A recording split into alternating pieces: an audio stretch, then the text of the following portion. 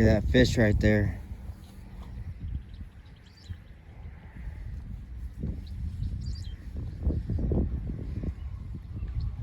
Look at that, that's a catfish. You'd be surprised at what you find in this little creek. There's another catfish. Boy, they're all over. Those might be a bullhead. I might have to scoop some up out of here and see what they are. There was also a big snapping turtle in here. We just missed it. But yeah, he had surfaced. He's probably definitely in here snacking on these fish. Yeah, that's some kind of a perch right there. Right in there. Now the sun's skewing my vision, but yeah, it's just kind of crazy to see all these little fish in this little creek.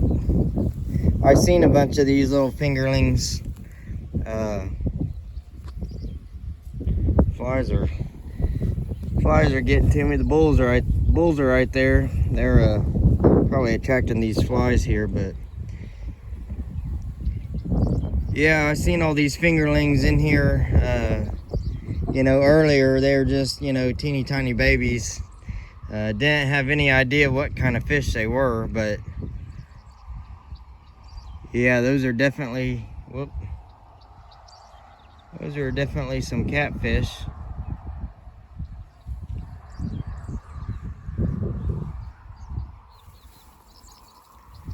And there was a perch in here, so yeah, I'm gonna scoop some of these up. I don't have a net with me right now.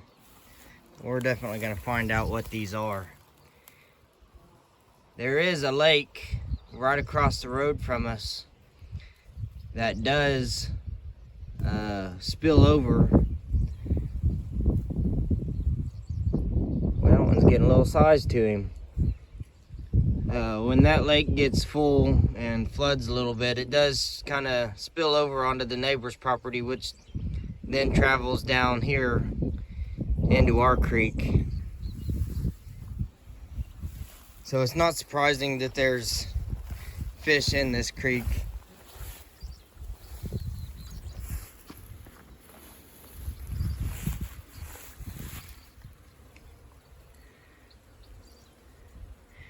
There's a perch right there. Looks like he's not doing too well. You can see we haven't had any rain, so now this water is closed off. It's closed off on that end too.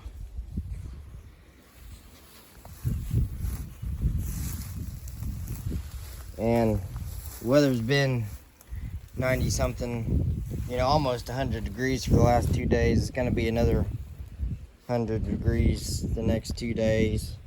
101 is what they got a forecast for. But it's a little muddy down there. I ain't got my rubber boots on. We're just gonna leave him. He may be a goner anyways, but yeah, if we don't get some rain, this creek's gonna dry up. So we definitely need some rain. We're gonna have to get the windmill going.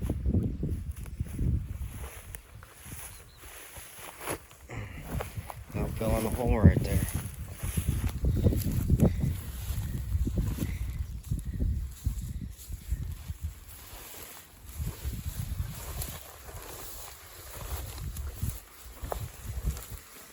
Flies are out. They've been bugging me a little bit because these bulls are over here.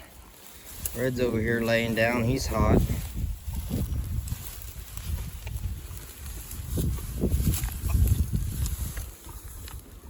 Yeah, you can just see all the flies. We're gonna be getting some mineral with some garlic in it to try to repel some of these flies this summer.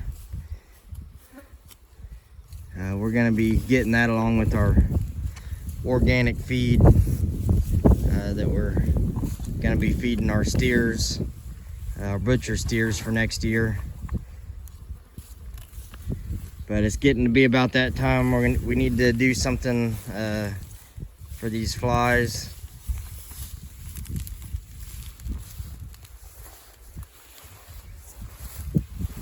Not that the cattle can't handle it, but you know, we need to do something about them if we can. And the natural way is to put garlic in your mineral, or buy some mineral with garlic in it.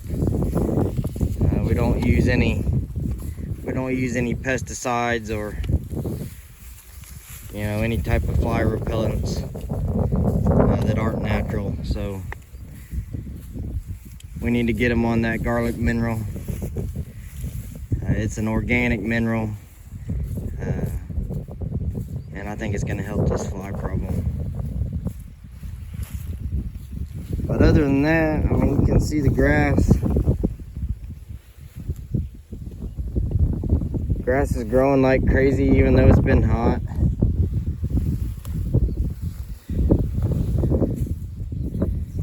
Bulls are growing good. We're getting ready to turn them out here before long.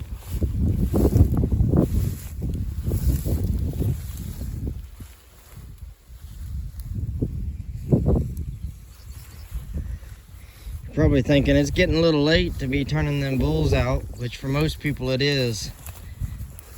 But we got a lot of heifers that we're going to be calving out next year, and some of them are younger than others, and we're giving them a little bit of time to grow, get a little bit more size to them. And the main reason is that we're trying to calve on green grass. We don't want to calve in winter or early winter as most people do. Even in March you can have some cold weather and a snowstorm or two. But we're trying to get away from feeding hay. We're trying to get away from supplementing them too much. So if they can calve on green grass and in April or early May, that's where we want our calving season to be, because you want your cows to be on a rising plane of nutrition. And if the grass is already growing and they have those calves, they're already going to be starting to put on condition from that green grass, instead of you having to feed them a lot of hay or a lot of feed, or supplement them and trying to maintain their weight while they're lactating. So if you can get them on a rising plane of nutrition where their body condition is improving anyways, when they have that calf, it's just going to be easier on the cow. It's going to be less inputs, and we want to try to follow the natural course of nature. So it doesn't matter to me if everybody else's calves are bigger than mine in the fall, because that's not when I sell my calves anyways. If we do sell any to the sale barn, it'll at least be in February. We won't usually ever sell anything in the fall because of the prices, the price drop of everybody selling their calves all at once. And most of our calves we save for either heifers, or we save them to raise them for butcher beef. And since we got all these new heifers, we won't be saving any for a while anyways. So our goal is for each one of our calves to either get finished out on grass or organic grain, for an organic grain finish. We don't want to have to sell any calves to the sale barn. But even if we did, we're gonna wait until they're, probably at least 550 to 600 pounds. And if it takes till after the first of the year to do that, then so be it. The prices are better then anyways. People are looking for stalker calves at that point.